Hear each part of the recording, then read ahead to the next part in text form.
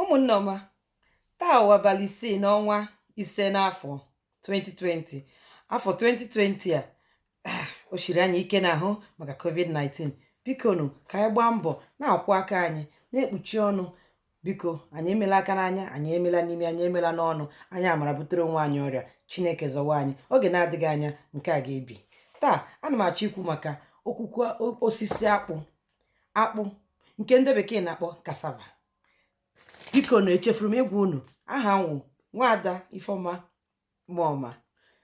Awụ m otu n'ime ndị na-ahazi Oche Kitchen. Oche Kitchen nọ na Facebook, Oche Kitchen nọ na YouTube, na Oche Kitchen nọkwa na Instagram. Biko na soro na anyị ka anyị na-enwe obi aṅụrị, na-akpa nkata, na-enwekọrịta mmekọrịta ụmụnne na ụmụnne. Okwu m abịachikwa na akpụ a siri ike, akpụ amaka, akpụ dị mkpa. O nweghị ezinụlọ ị ga-aga ebe a na-eshi ihe na-eri ihe ị gaghị ahụ akpụ, ị gaghị ahụ ihe eji akpụ mechapụta. Leenụ n'ụlọ m, enwere m akpụ. Lekwa akpụ a ndị obodo dị iche iche na-egburu ya, shie ya ka ji, suru ya na mmanụ rie, na-eberi ya eberi, ghee ya eghe, ya ghọkwa nke a na-akpọ chips. Lekwa ihe akpụ na-enye. Lekwanụ garị. Mgbe anyị were garị, gwanụ m ụlọ na-anaghị eri garị onye ma a na-aṅụ ya aṅụ, a na-eti ya na mmiri ọkụ, see ya, o sie, ọ nọkọtawa ọnụ, ewere ya were ofe dị mma. Ojiugo nwanne m kwuru taa sị na ofe ụkazi bụ ihe na-abịa. Ma echetara ya na iwere garị mmanụ sie orie ofe ụkazi, Chineke nna, ụwa ga-awụrụ gawa gawa.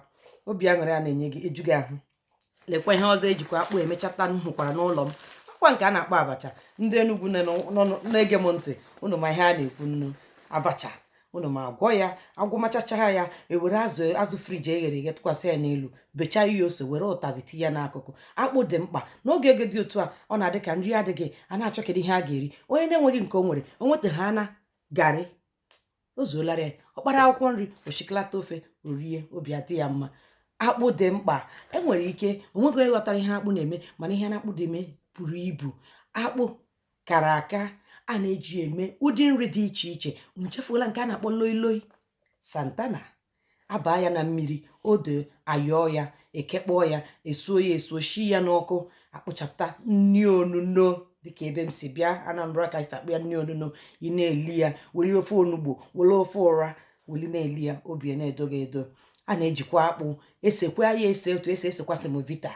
Eweta pawuda ya nke mere ka ntụ ewere ya see ya, esetakwa nke a ga-erikwa, esetakwa loilo ya ha na-ekwu. Unu echefuola nke a na-ebugharị n'Aba.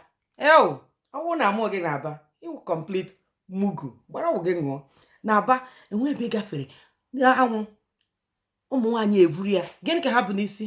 Mpata aka. A na-akpọ ya air condition. Ewere akị oyibo taa ya, chai gị lawacha. Iwerezie granọt ebelebe. Ọkwa akpụ ka eji mee ya. Ihe akpụ na-eme dị iche iche. Akpụ bara uru.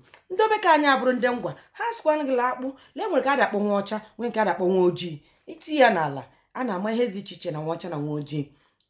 Etoro m n'ala ngwa, abụ m nwa afọ. Amụrụ m n'ala ngwa, abụ m kpoo. Agaghị eto ya atụ ya. Eji m aka na nghọta ihe na-ekwu maka akpụ. Enwekwara ike onye chọrọ ịmakwu ihe gbasara akpụ, jụọ anyị ajụjụ n'Oche_Kitchen na Facebook ma Instagram. Aga m agba mbọ hụ na m gara gaa ihe onyonyo gaa chọta ihe gbasakwuru akpụ mụ a na-amaghị. Ama m na ihe nle gbasara akpụ ka mma, but ịmana amaala m otu esi eghe garị a.